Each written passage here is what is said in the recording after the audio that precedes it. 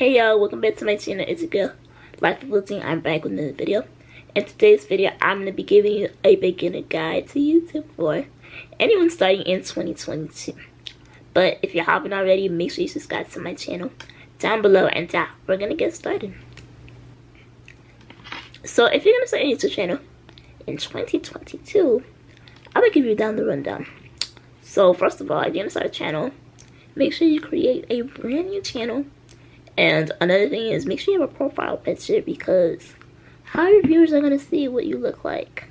I mean, you don't have to put exactly a profile picture. You could just put like maybe a cartoon image of you or something like that, so your viewers know what you look like, you know what I'm saying? So that's what you should do first.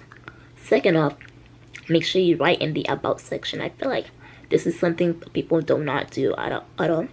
If you haven't read my about section, I am going to put what you call that, a screen recording of my about section, so you guys can see what it looks like. And yeah, you should write in your about section, talk about, it's like your about section is basically like your bio on Instagram, let's say. But with YouTube, you could write like as long as you want. I think there's no limit to it. With Instagram, there's a limit to it.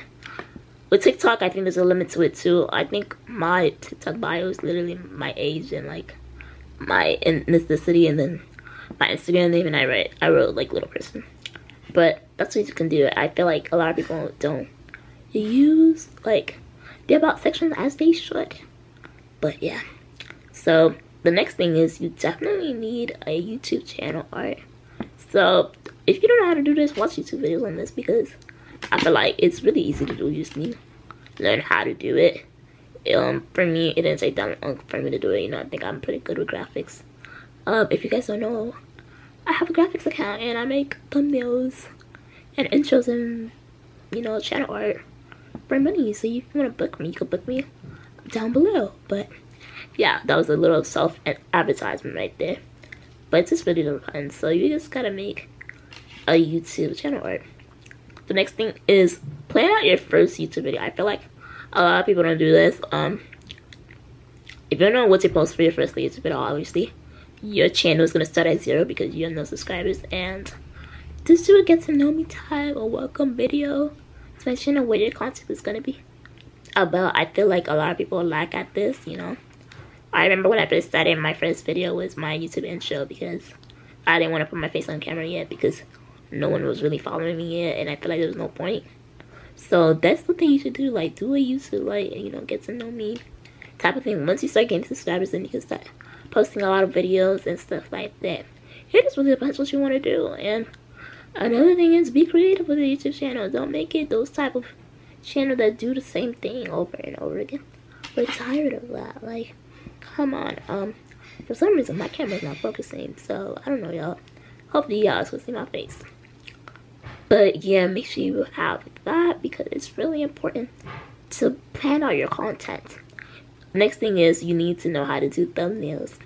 I feel like people lack at this, and for some reason my thumbnails are not working. So for this week's video, some of my thumbnails might be up, because I don't know why YouTube is playing right now with the YouTube studio. Like, YouTube has been playing lately. Like, first off, they lowered my watch time hours. Second off, they can't let me like upload my thumbnail. Like, what? And I feel like the thumbnail is the most important part of YouTube, because, you know, it sets like the tone of YouTube, of your video. Because when someone goes on YouTube, they look up, oh, let me just find something to watch. They see a thumbnail, it's very creative. They're gonna click on your video, maybe think, this might be a good video, let me watch it. So that's why it's really important to do thumbnails. I feel like a lot of people don't do. But yeah, so those are the couple steps you should take. Now, when it comes to recording your content, I don't know, I think a lot of small YouTubers have a Canon camera. Honestly, it's not necessary. I start off my YouTube channel with the iPhone 7 camera. I still have it. It's actually dead. I don't even use it. And I have an iPhone 11 camera. Obviously, you know, Apple want to play, and for some reason my phone has been glitching like really bad once I start recording my YouTube videos, and then it says you run out of storage. Like, literally, like the other day when I started recording, it said you run out of storage, and my phone turned off completely, which I think that's dumb for Apple to do. Like, why would you do that? Like, but I don't know, I plan on changing my phone, because I literally just got my phone almost a year ago. I got it when it was November because I actually got my phone really quickly in November because I needed it for my grandmother's funeral because I had to film for that. I actually filmed with my camera and my phone because they didn't hire like a photographer for it. So that's what we did, so I got that phone. But do not start off your YouTube channel with a camera. I feel like a lot of people think, oh, I need a camera, I want to be a fancy YouTuber. You don't really need it, honestly. Obviously, if you start growing your YouTube channel with like, you know, a few subscribers, you know, like you have a 1,000 subscribers, I feel like that's a good time. You could get a camera, but I feel like people just invest in it and then they stop uploading on YouTube. And like, what was the point of you getting a camera? But you could still use the camera for pictures, so don't get me wrong. But I feel like it's not necessary for you to get the camera at the moment. But it just really depends. The only thing I do recommend, if you don't have lighting in your room, you can always get like a, what you call that thing, a ring light on Amazon. They're under $20, you know. Do not get expensive ring light. I swear, I even seen ring lights that are like $100, which I find crazy. Like, how you didn't find ring lights that are $100? This makes literally no type of sense. But yeah, just don't use those type of ring lights. My ring light was like $20, and I'm staring at it right now, actually. If you see the lighting in my face. So those are the type of things you should use in order, you know, to start your channel. And for editing like videos and stuff, you could use any app, honestly. Right now I'm using CapCut right now because I feel like it's the only app that suits me right now. Vita is okay, but it's just like, it's kind of bumpy sometimes.